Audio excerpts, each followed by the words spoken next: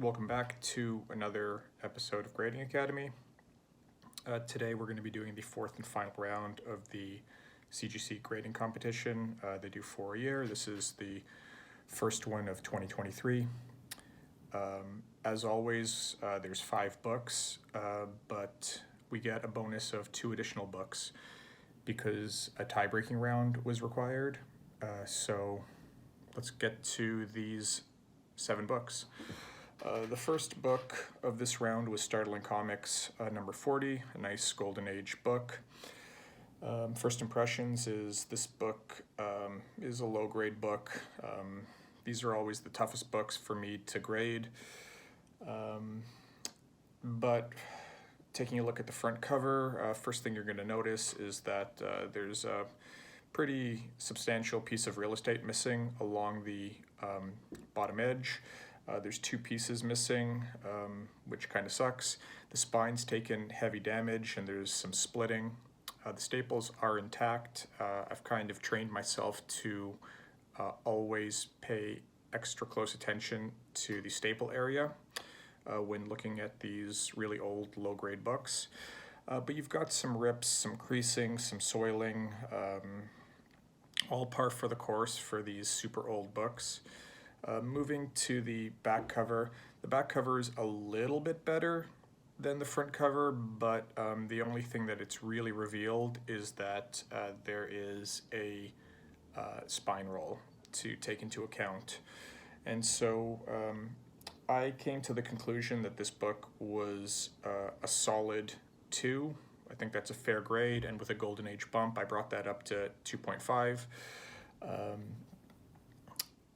Was a little harsh, I guess, because CGC graded this book at a 3.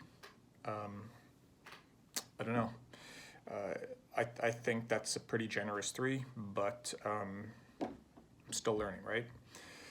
And book number 2 in this round is Strange Confessions number 1. Also a 10 center, really old book. I took a look at this book and it kind of retained some great eye appeal. It had some creasing on the front cover that I didn't think was too egregious. Taking a look at the back cover looked pretty solid. And so I felt pretty comfortable giving this book a 5.5 and then bumping it up to a 6 because, it's a Golden Age book. And I don't know where I went wrong here because this book came back a 5. I thought this book looked way too nice to be a 5.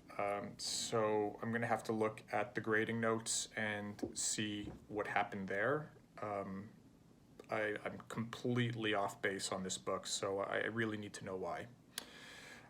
Moving on to book number 3, we have a nice copy of Fantastic Four, issue 50. And, first impressions of this book is that this is a nice looking book. There's nothing immediately that jumps out on this book in terms of defects on the front cover. There's a small crease in the lower right corner and a mild reader's crease. And general wear along the corners and the edges, but nothing too crazy. I moved to the back cover, and the back cover was even better than the front cover. The book's retained a lot of its original gloss, and in general, a really attractive book. I had no trouble assigning this book a grade of 8. Just looked really good to me. Turns out I overgraded this book, and this book came back a 7. I thought this was a really harsh grade. I don't know what you folks think at home, but this book is really attractive. Well, moving on to Batman 210. A solid mid-range book. I've seen quite a few books in the 5 to 5.5 range, and I just had to figure out whether it was like a 5 or a 5.5. I erred on the side of generosity, I guess, and gave this book a 5.5. You know, it did have some creasing, and it did have a reader's crease, but it still presented fairly well. This book came back a 5, so I find a lot of the times when the book's not in hand that I'll narrow a book down to between 2 grades, and then you know, it almost feels like a coin flip. You know, it could go either way, and you know, just sometimes you choose incorrectly, and that's really what I feel what happened with this book. The final book of the round was Captain Marvel 31. Great looking book. You know, it was like first impression, it was definitely going to be like a near mint book.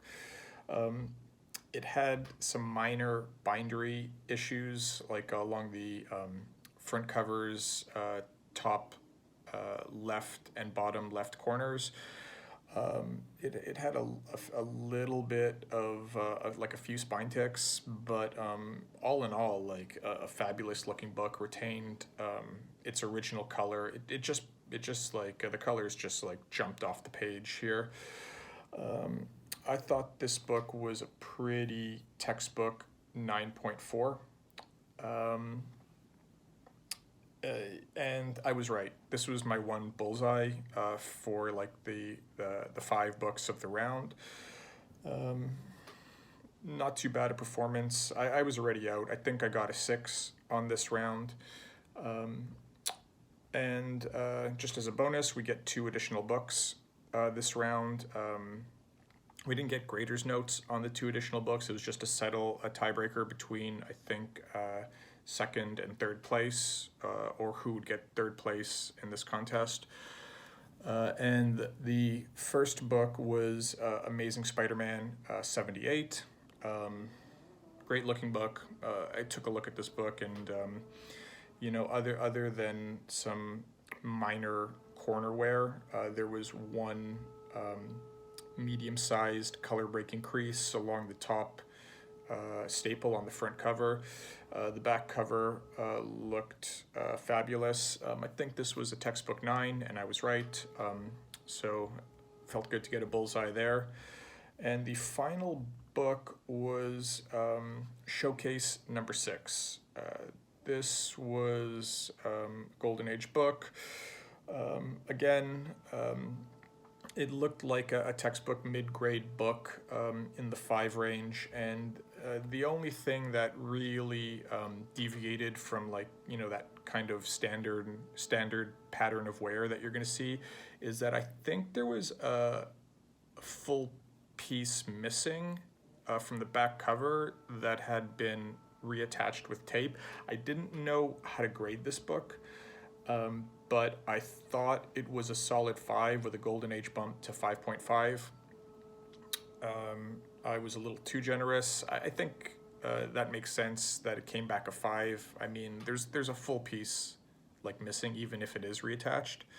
So not too bad with the tie-breaking books. You know, a score of like 1 bullseye and being off by 1. I had a lot of fun playing in this contest. I was really invested in doing well, and so like after the 3rd round, when it was official that I was out, I was kind of like crestfallen. But you know, at the end of the day, these are learning exercises, so I'm glad to have participated. I can't wait for the next one. I think sign-ups start in April. So I hope you join. It's a limit of 150 competitors per contest. So get in there, have some fun, win some prizes. Let me know what you think at home. Thanks very much.